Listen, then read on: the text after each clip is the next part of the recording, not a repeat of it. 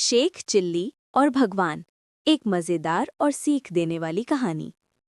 एक छोटे से गांव में मियाँ शेख चिल्ली रहते थे। उनका स्वभाव बड़ा ही भूला और मजाकिया था। वो हर बात को थोड़ा अलग ही तरीके से समझते थे, जिससे गांव वाले अक्सर हंसते हंसते लोटपोट हो जाते थे।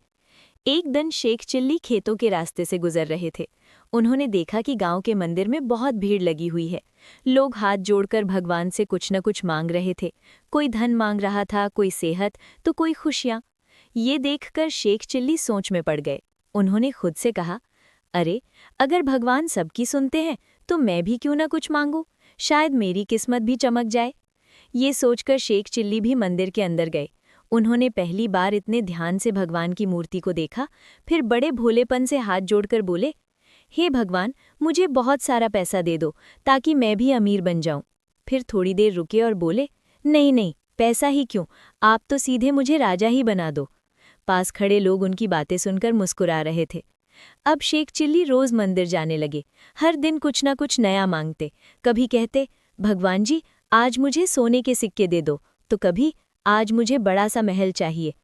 लेकिन कई दिन बीत गए, कुछ भी नहीं हुआ। अब शेख चिल्ली थोड़ा परेशान हो गए। एक दिन उन्होंने गुस्से में आकर कहा, भगवान जी, आप मेरी सुनते ही नहीं। मैं रोज आता हूँ, इतनी मेहनत से मांगता हूँ, फिर भी कुछ नहीं मिलता।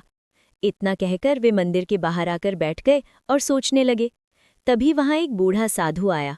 उसने शेख चिल्ली को उदास देखा और पूछा, बेटा, क्यों परेशान हो? शेख चिल्ली ने सारी बात बता दी। साधु मुस्कुराया और बोला, तुम भगवान से क्या मांगते हो?